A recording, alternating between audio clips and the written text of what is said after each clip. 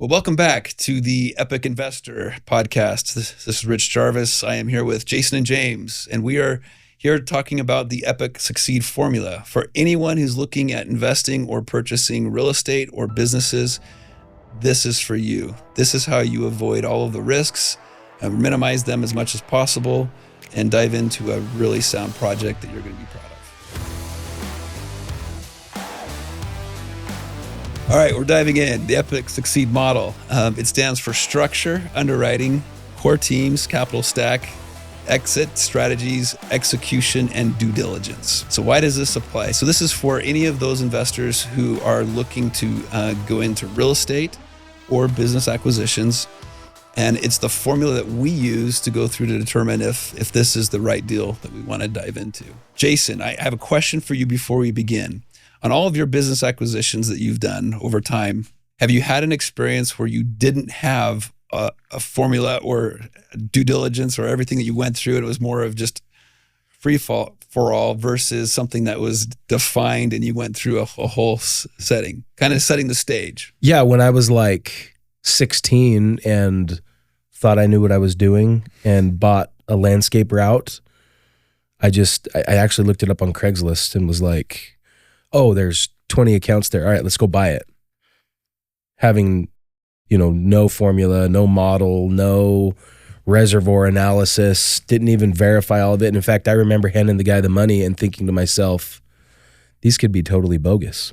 Everything's a learning experience. But since then, no, there's not a business acquisition. Frankly, there's not a lot of discussion that goes on without some kind of a model or framework that fits in. If it's worth your time, then it's because it's, it fit your model. I love that. Thank you for sharing. I'm trying to think of a time in my life when I jumped into something and I didn't go through all of those things. And what comes to mind is a lot of times in real estate, when people are talking about a new project, they pull out the pro forma and they say, I've worked all of these fine-tuned pieces, and they'll show the revenue projections, based on X percent per year increase, right? And then they have comps or things like that. Interesting often that the cost for the project is the smallest or actually the largest dollar amount, but the least amount of time they've spent on it. Everything else is on how much it's going to cost to bring in the capital.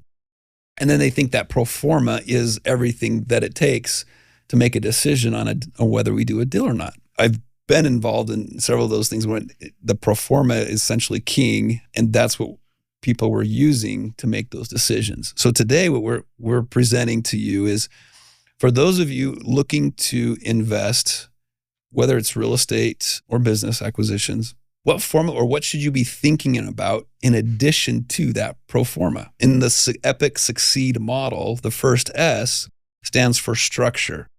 And what I mean by that is it's the structure, it's the organizational chart. It's the legal structure behind the foundation of how the partnerships are put together. Or in the case of if someone doesn't have enough money to do everything on their own, they can do something what's called a syndication or fund. And so it's the fund structure and how that works. In looking at the project, if it's something you can just pay cash for and you're the only person, that's a simplified structure of what that's going to look like. You put together your own operating agreement, you're good to go. But if it's something where it's a much larger project and you only have a small percentage of the capital coming to the table and you need to involve a lot of other parties, together that becomes a structure. And sometimes you can have a perfect project, and if the structure is wrong, it's not going to succeed. Mm-hmm. Is it different for when you're looking at a business, the purchase and sell, all of that? When you think of structure, what does it mean to you when we talk about that piece? Well, there's two things I think of. One is what is our structure? And then the other is what is their structure, right? Do they have structure to their business? For me, I consider, what's your buy box? For example, have you ever been on bizbuysell.com? You can get lost in it. For example, if you've got the hobby of like buying cars on auction, right? You can get lost in those websites. You can just give yourself to it, and hours later you wake up like, having spent a lot of time on it. But Biz by Sell has thousands, tens of thousands of businesses for sale. If you don't have a structured approach to what kind of business do I want to buy, Are you going to sift through 10,000 acquisitions and really make a good choice? You know, if you don't have a structured approach, well, you're going to look at a business of, you know, hey, they make plastic gas cans. Well, that sounds fun. Let's go after it. Why?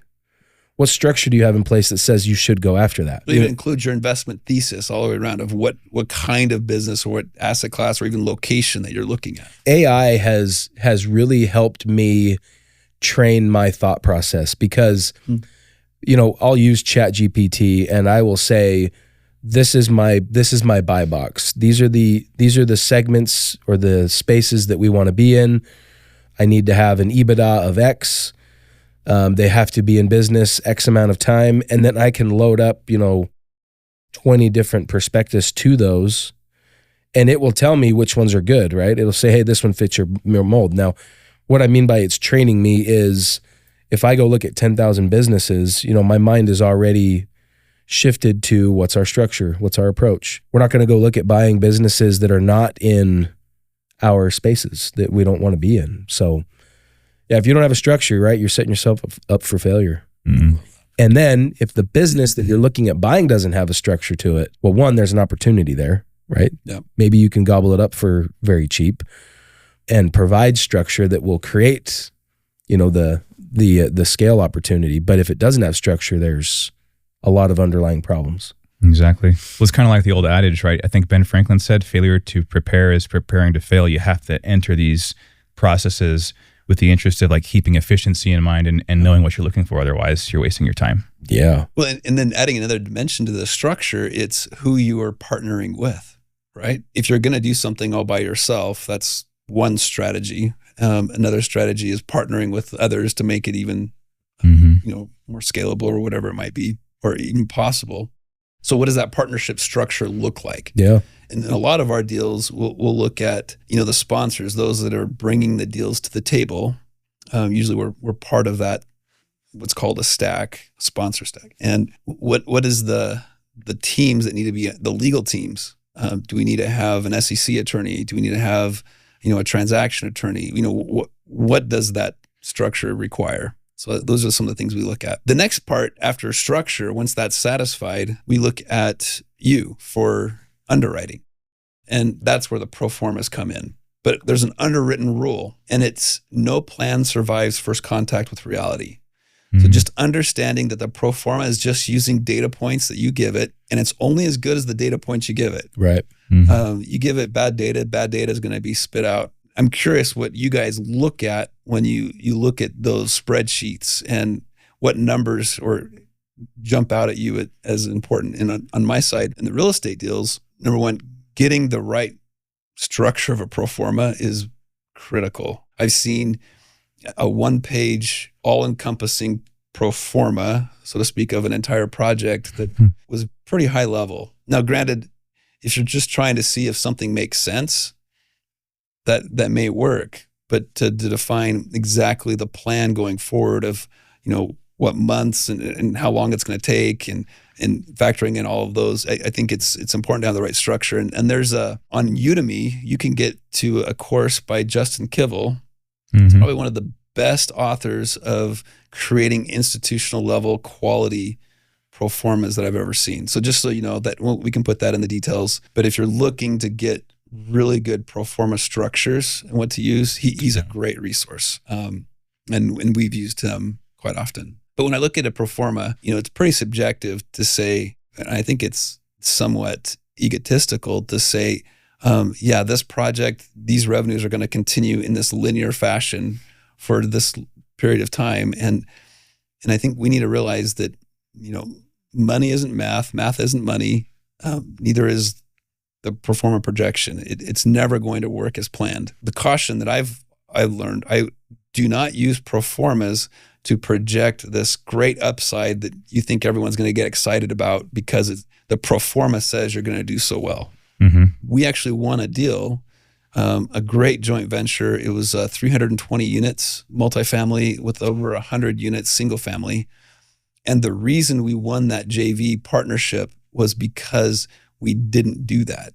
we made it more conservative of saying, look, we don't know. I mean, this could be an upside, but we didn't present that as the reason. We put numbers in that were based on current trends that were actually dumbed down from the current trends, because we wanted to prove that it could work on its own merits without any projected increases or anything like that, as well as the costs. I have a good friend, Lane Thompson with Mountain Origins. He's had a brilliant career in high-end resort communities like Jackson Hole and Sun Valley. His comment has always been on the pro formas. He goes, so many people spend all of this time on the financing models and things like that. They spend the least amount of time on the actual construction dollars.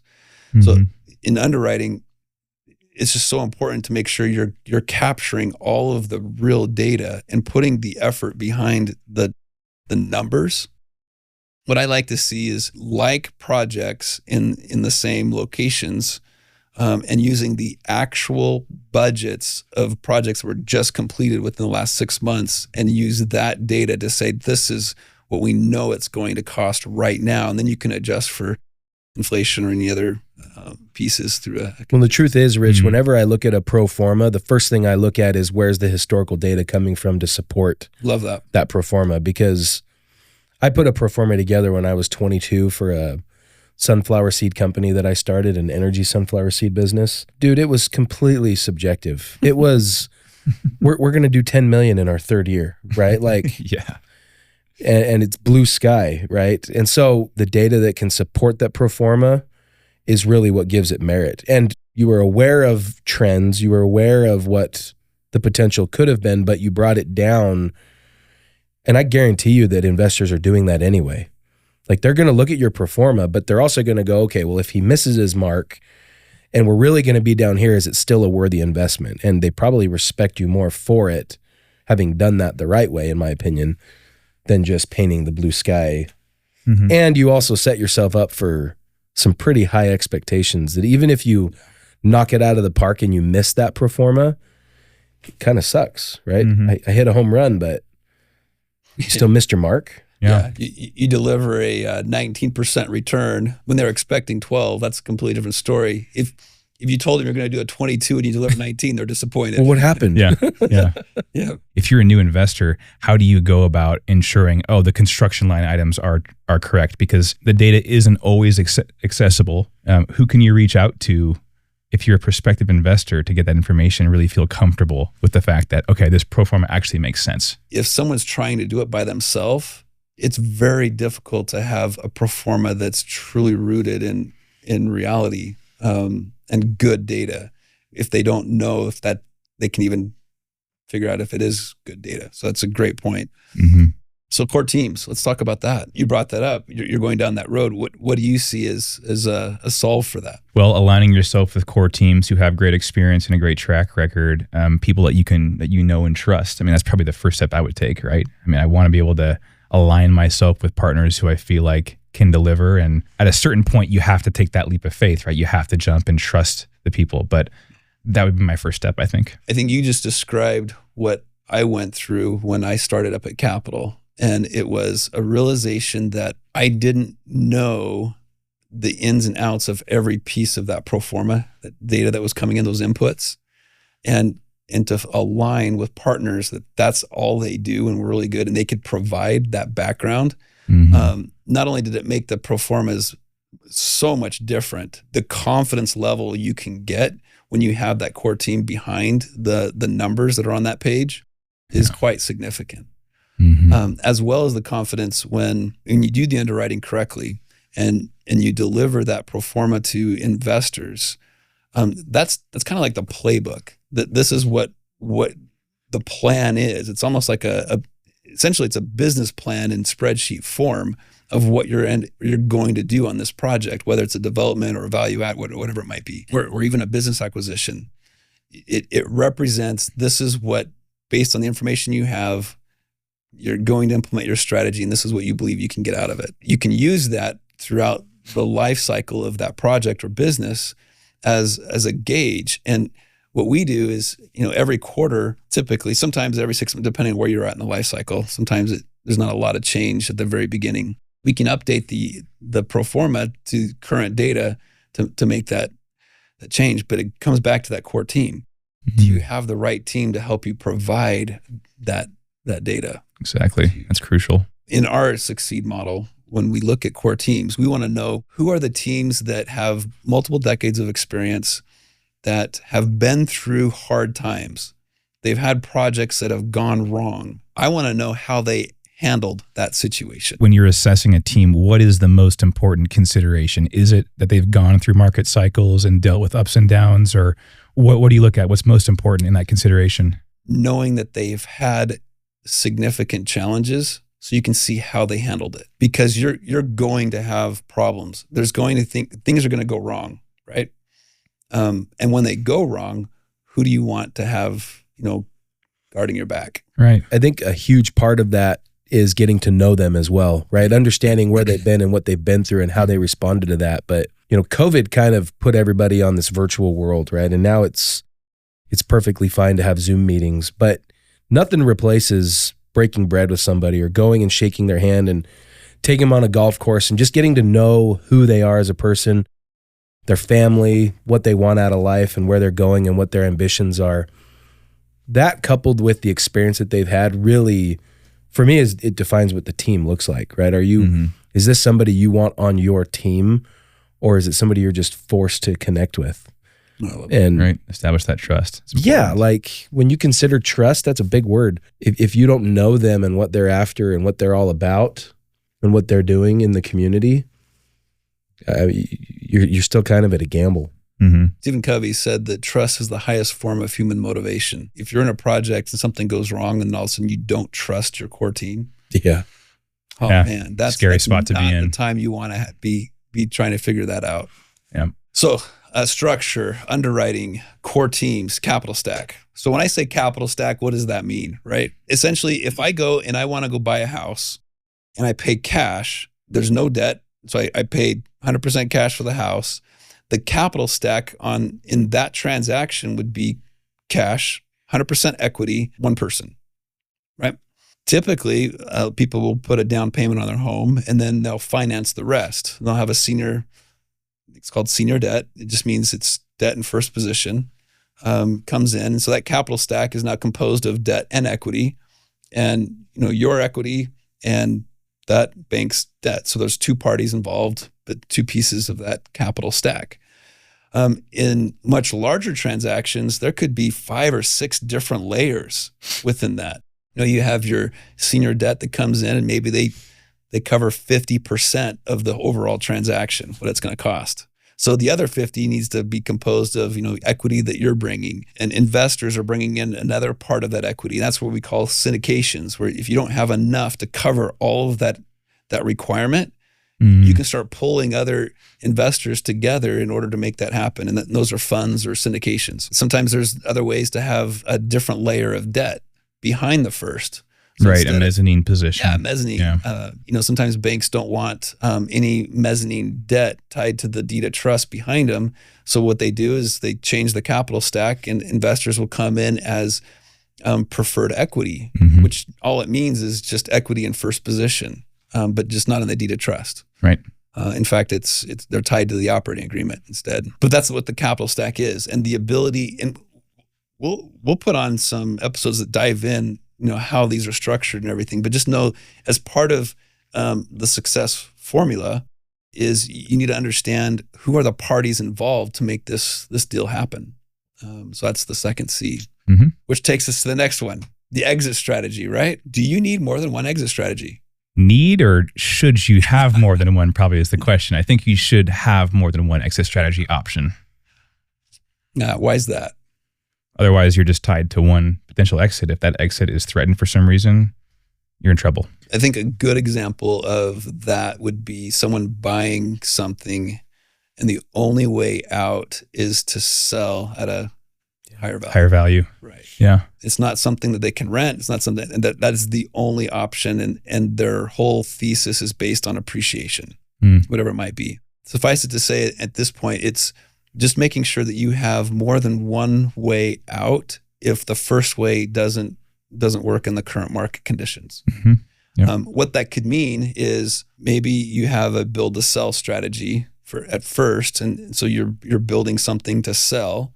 Another exit strategy would be you'll build something and you have other investors in line that want to purchase those communities for their purposes, but it's more of a share. So they would purchase it, pay off all the debt, all of the requirement to the current investors, but you would share some of the ownership in it, right? Mm-hmm. Maybe it's a special lender that you have a partner with or partnered with, that in the event that the market doesn't absorb all of those units you just built, they're investing in short-term rentals. And so just having those things in line, or just being able to rent them out on your own for a period of time. But that exit strategy has to coincide with the financing that you have in place. Because if you have a loan that's due that has to be paid off, and the only exit strategy you have was to sell it, you need to make sure you have other ways to come and mitigate that. The exit strategy is an important piece for the investor to consider, because if there's not an exit strategy, they need to understand going in when they're parking money in an investment vehicle, you might have opportunities for monthly returns. You may have a 5-year return. It could be longer. And so the exit strategy has to align with what your structured approach is to your investment. In the event that it doesn't, investor also needs to have a strategy of dealing with what that looks like. Yeah. In times past, we talked about, that wealth manager that had a portfolio of homes worth about 220 each. Mm-hmm. And the 2008 hit, they lost the value. By 2011, the 220 went down to 70,000. Investors say, we have to sell everything or we'll lose it all. And they forced to sell at 70,000 and just ensured that they lost all that money, right? Whereas just a few years later, how many of them would have loved to have owned those properties at 220,000? Yeah. It's understanding, your exit strategy, but also having the exit strategy of staying and working through market cycles. Well, and I know in some private equity deals, they typically have a structure of holding for a period of time and then they're going to sell it. But there are some deals that, in the last firm that I was with, they held those for 9 or 10 years because it was almost like mailbox money. It was easy to manage and it was just consistently producing. And in that case, why sell it? Right? That's providing a return to the investor. It's paying off all the debt. I think that being able to pivot and be flexible with the market trends and with what's going on is also advantageous. It can be, right? Well, it's part of what would be an exit strategy. Correct. Could be to long-term hold. Absolutely. Right. Another one, I know, Jason, this is one of your favorite topics, execution, right? As a group, we use what we call EOS, Entrepreneurial Operating System. In any business that we buy, we put on that system as well. But what does execution mean to you? The first thing I think of is the team. Do I have the right team that can execute, the model or the strategy or whatever it is? You can dive down to a daily execution. You could dive down to a quarterly execution. But if you don't have the right people that are accountable to executing that strategy, it's a recipe for disaster. But being able to execute is simply going out and figuring out how to get it done. How do you execute on your initiatives, your goals, your objectives, and seeing things through? On just the right foundation and strategy. We've talked on several episodes so far about, laying out the proper strategy for your initiatives. And so it just starts with that. Like, again, how do I get to where I want to be? It starts with strategy and being very specific about the measurables and what it takes to accomplish as in our EOS system, accomplishing our rocks for the quarter. Well, I've been in situations before where you're, the leader, you're trying to execute something and it's just not getting the buy-in. You're not getting traction on those things. And it's tough. It's tough to kind of sit back and figure out what's not working. And typically it's done by example, right? Typically you've got to be the one that spearheads it until you get, whether it's continuity or whether it's habit or whether it's setting a new standard of expectation. When you've consistently done it, typically they'll follow. Mm-hmm. Usually the good ones will follow. And then you've got execution. Processes and systems that the project has in place so that the core team that's selected, that's the right team, can truly execute and get the results you're looking for. Mm-hmm. And then the final component of the EPIC Succeed formula is the D, due diligence. due diligence of, well, my neighbor said it was a good deal is probably not what we're talking about here. I think out of all of us, Jason, you are probably one of the best at diving in on the due diligence side and being religious at just going through all of the checklists and making sure you're covering all of the boxes, especially on the business acquisitions. Why is due diligence so important to you? I've been a part of several acquisitions, in my early career, in my late career. I have felt the pain of being involved in operations that did not have proper due diligence done in the beginning. Fast forward for a minute. Let's say we buy a company. Let's say in 2 months we're under ownership. Now there's this, you've already created the expectation for your investors. You've already created the expectation among partners. This is what we're going to do. This is what we're going to achieve. Now there's real debt involved, right? So there's interest that is on your back screaming at you every day of money due, money due, money due. And if your due diligence was, if you cheated your way through it, or if you shortchanged it, or if you didn't identify or look at all of the potential outcomes through due diligence, you're now living in a real state of hell where things are happening and you can't pivot anymore because you've locked into a deal in a kind of an alternative reality. We went through a project where the due diligence on equipment was, the deal was so big. I think it was like a $6 million purchase. And the equipment represented something like probably $300,000 or $400,000 worth of the deal. And some people would call that a rounding error and say, it's negligible. It's not going to be that much if something goes wrong. Well, the problem is, again, from a due diligence standpoint, how are you looking at it? Are you looking at it as a financial advisor? Are you looking at it as a CPA?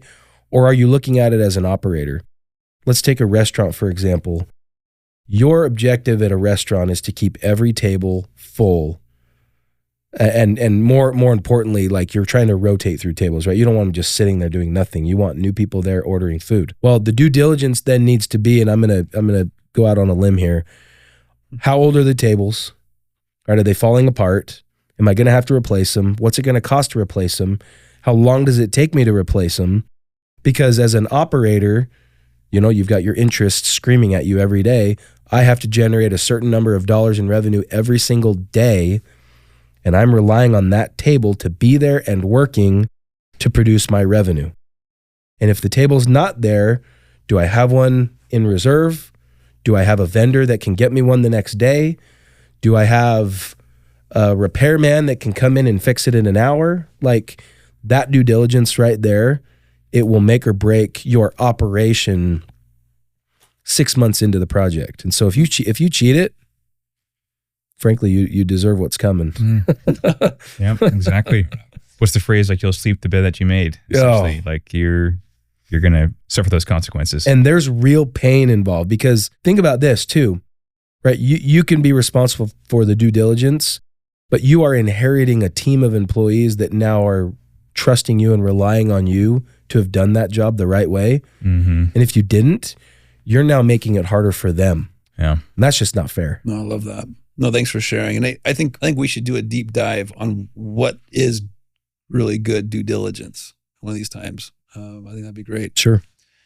But just bring it all together, in achieving our freedom of purpose, and helping our clients achieve their freedom of purpose in everything we do, it's truly about that. And we use this epic succeed formula in every one of our deals to vet it out so that we're confident that we not only have the right teams, we have the right structure, the underwriting's gone through, the right capital stack is in place, and we have the right exit strategies. We're able to execute on it, and we've done the due diligence. So I think this acronym has made just a significant impact in how we look at deals, and hope as you're looking through your deals, you can use the epic succeed formula. So if any of your friends or anyone that could benefit from that, please share this episode.